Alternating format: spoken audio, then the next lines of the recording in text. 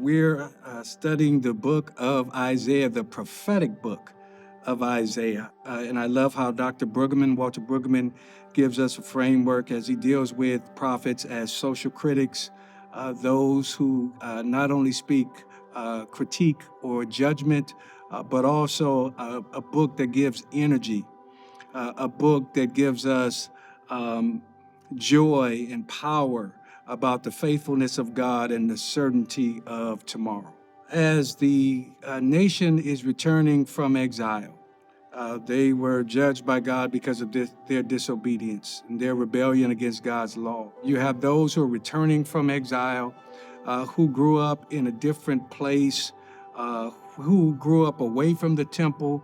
And then you have those who remained in Jerusalem, in Israel, in the southern towns of Judah. And so they are learning about one another. How do these traditionalists, those who remained, and then those now who were exiled, those who were immigrants or who were not immigrants, but now are immigrants back into this new reality. And so how do they come back together to understand God? And so you have this not only religious struggle, but then you have a socio-political reality where in the midst of the return, and you have these new leaders, they're not applying God's standard of justice and God's standard of righteousness. So justice and righteousness is not just about punishment and retribution, but it is also looking after the vulnerable and the application of the law or standard or righteousness of God, particularly as it relates to those who are poor or those who are in leadership and how they can influence the masses.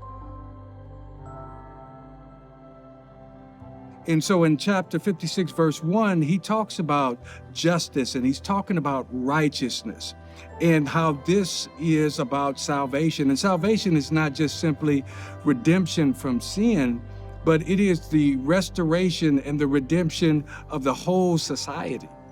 And so what you have now is the people who are in position who's supposed to be applying the standard of God fairly. And now they are not only mistreating those who are Jewish, but they're also mistreating the foreign-born Jew and then those Gentiles that live among them. We can make sense out of the foreigner, but how do we understand the eunuch? The eunuch is someone who's either been castrated, right? Or he says, the testicles have been crushed. So there was someone who could not now add a seed of hope, because that's what each generation is, right? Each generation is hope, that even if the previous generation, right, got it wrong, that by having children, right, the children is a manifestation that hope is born. Okay, a eunuch can't procreate. And so therefore, the father's name stops there. But Isaiah, God says that I'm going to give you a name, a great name, as a son and daughters, a lasting name. So now how do I understand this?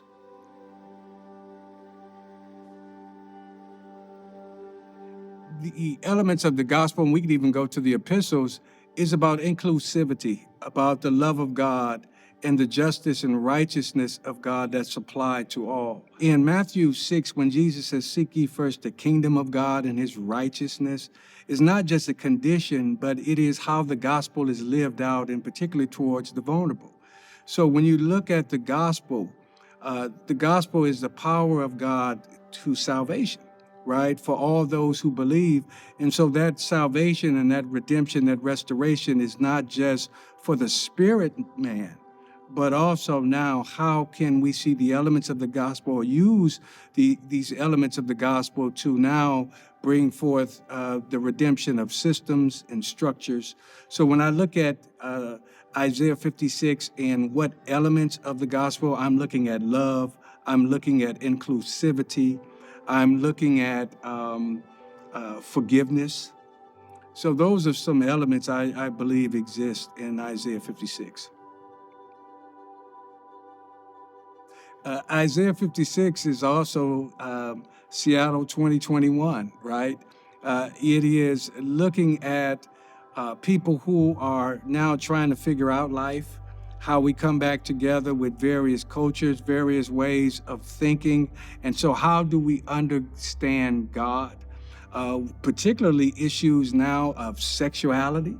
And I think that is going to be a major talking point because he mentions the eunuchs in Isaiah 56.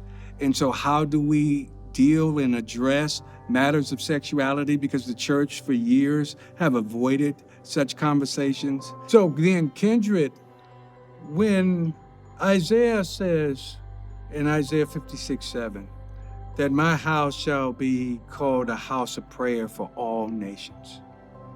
And the emphasis on that verse is not on the dynamic of prayer as it is to the place of prayer.